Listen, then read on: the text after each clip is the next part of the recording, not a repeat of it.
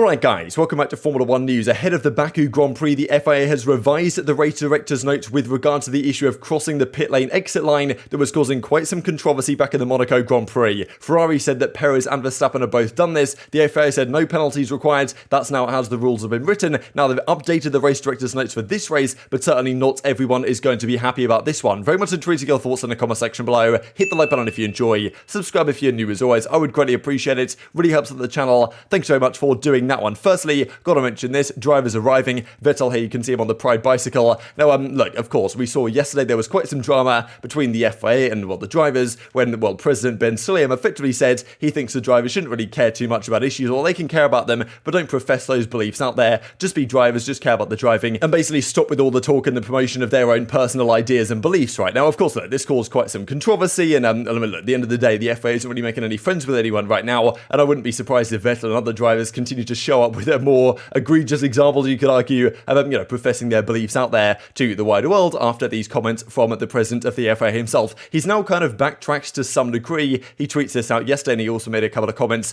today, right, but a couple of comments along a similar line. As a driver, I've always believed in sport as a catalyst to progress in society. That's why promoting sustainability, diversity and inclusion is a key priority of my mandate. In the same way, I value the commitment of all drivers and champions for a better future. So yeah, trying to kind of ease the tensions a bit, because no one really is happy with the FIA right now, not least, of course, the teams and the drivers themselves, and we'll see another example of that here in just a couple of seconds' time. Firstly, this front on kind of what the driver grid might look like for next season, because Oscar Piastri, of course, right now with Alpine, not, of course, a starting driver for them with Ocon and Alonso in the cars. They're kind of spoilt for choice right now, right, because Piastri, very promising driver, he won, of course, the Formula 2 World Championship, but, didn't get a seat as a result of it, because, you could argue pay drivers coming into the grid here or there. Latifi, supposedly, is no longer required by Williams, because apparently they don't really need the money, the sponsorships that he can bring into the team. They seem to have done rather well on their own, so they believe that Latifi probably can be moved on from this team. Now, there were even some rumours that they were going to try and get rid of him in the middle of the season in place of Nick de Vries, but apparently that's not going to be the case anymore. The rumour has it Piastri might be going to Williams next year. Still has been some questions from the Alpine guys whether they should do that, whether Alonso might move on to another team, whether Piastri can take his seat, because if you lend Piastri to Williams, you don't really want to lose him to the Mercedes program with the talent that he seemingly does have, right? So I think this is exciting for the grid next year. If Piastri does get a seat, I think that's a great thing, but I wonder if Williams will be his eventual target. But Latifi almost certainly will be moving on next season at this point. Well, not exactly moving on upwards in the world. His career in F1 is probably coming to an end. Here we go then, of course, the drivers, the teams getting ready in the paddock for the Azerbaijan Grand Prix. Today is Thursday, tomorrow's Friday, everything kicks off with practice and the like. These are the as expected lower downforce rear wings. We've certainly seen that this track, with the monstrous straight that it has, makes a fair bit of sense to have a low downforce setup on the car. Now, some teams, of course, are trying to make some strides, make some progress as well, because, we'll have a look at what Red Bull are doing here in a couple of seconds' time with regard to their seemingly some porpoising issues that they are still facing on this car that they want to eliminate entirely for this back straight. Now, this also another upgrade on the weekends. Well, I wouldn't say this is an upgrade, actually, but another update at the very least to the Alfa Romeo livery. I really like their current livery that they have. Not this one. I think it's a bit, it's a bit ugly, let's just be perfectly honest here. I'm pretty sure this is meant to be just a one-off. Some people have said it's a one-off, some people haven't, so I'm not really sure if it's just for this weekend, but I think most people are hoping they go back to their other one. Battery Voltas, was making it clear that, life imitates art, saying that this looks rather like, is this Francesco Bernoulli from Cars or something like that? It looks a rather similar vehicle, so whether Valtteri Bottas can actually put on a show in this vehicle or this looking vehicle, we shall see, because I'm pretty sure Alfa Romeo said they believe their car could suit this track rather well. Let's talk about some of the upper echelon of teams then. It seems like Ferrari not really changing too much with their car. Some have noticed here that this kind of wing mirror looks rather different the way it's designed. There was some talk about this with the Mercedes, with the way they kind of mount their wing mirrors. Effectively, the idea is they can't be mounted for aerodynamic advantage, but that's always going to be a little bit subjective in terms of, we just put them there, we didn't really think about the aerodynamics, but it happens that they actually look rather good, because of course when you design them, you're going to make them not flat on the front end, right? So they actually, they can actually cut through the air to some degree at least, right? So there's always that kind of discussion being had. Seems like they've changed a little bit in terms of what this looks like here. This also is the Red Bull side pods. Now, as you can see at the back of the side pod, in terms of the flooring, we've seen Mercedes use this a bit as well. There's now a stay that's appearing here on the bottom side. So this is, I believe, Barcelona up top, or Monaco up top, and probably Barcelona because of the sun. And then this is Baku here at the bottom. So you can see some slight changes of shapes. This other thing they've got here at the back, I think it looks slightly different to what it does before. There's certainly a difference there between the top of the picture and the bottom of the picture, especially this stay is kind of the most notable thing that has changed. But they believe to kind of reduce the bouncing effect, the flexing of the flooring, to potentially reduce the porpoising of this monstrous main straight that we we have here in Baku.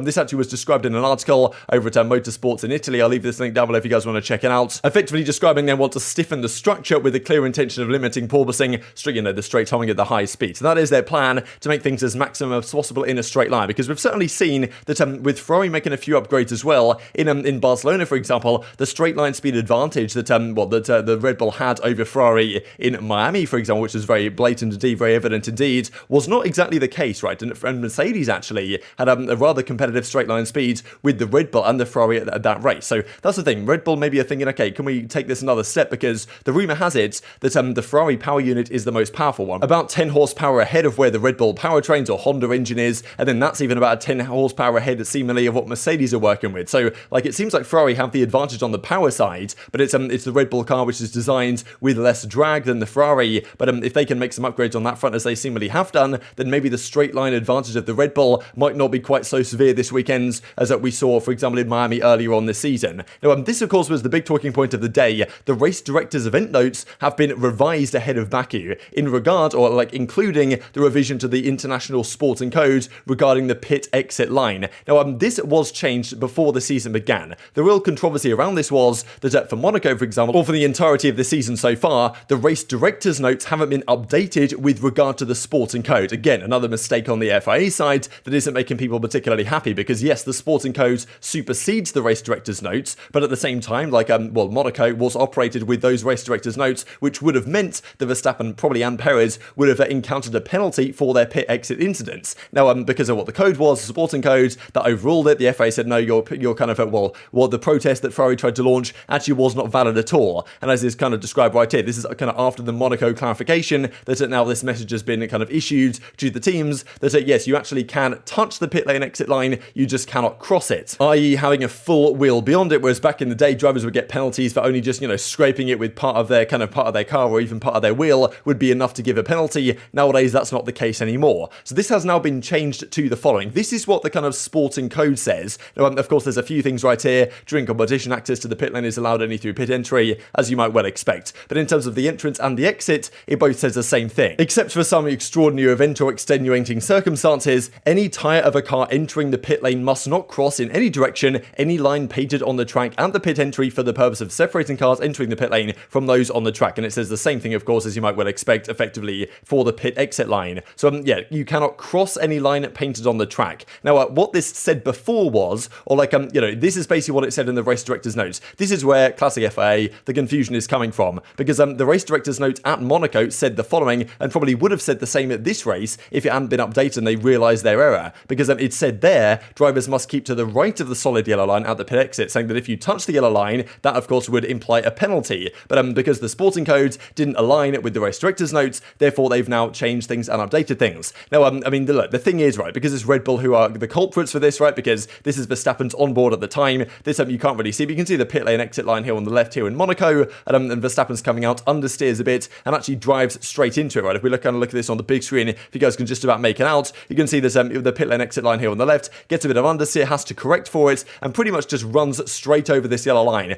They say he doesn't cross it, which is okay in the sporting code, but previous years this would almost certainly have been a penalty, right? So that's kind of the thing that Ferrari weren't happy about, and again, it doesn't create the greatest relationship here with the FIA in general, because, again, they've had one rule, and then have now changed that rule in the middle of the season, even though technically they haven't changed the rule, but it was written that way, and it wasn't updated properly, so classic situation. The thing is, I'm sure people are going to say, and maybe understandably so, that, again, it's an instance of a Red Bull finding themselves in a kind of precarious position in terms of the rule book, and the ruling kind of goes in their favour. People would say that maybe if this was another team, if this was, let's just say, an Alpine or an Alfa Tauri or a Williams or something, and they had a similar incident, would it be dealt with the same way as some of the teams at the front of the grid? So there's always that question there, and that's kind of the frustration for many drivers and teams as well, that these things aren't particularly well clarified. And even Yuki Tsunoda says earlier today, I'm just not trusting of the FIA, pretty much saying they've got no idea what they're doing right now. Every time it's just inconsistent. Not talking about last year, talking about this year specifically, that so far in 2022, again, the race directorship, the stewardship has been rather inconsistent. That is probably inevitable when you have two different race directors, which might not be the smartest idea in the world, in Eduardo Freitas and Niels Wittich, but still on all fronts,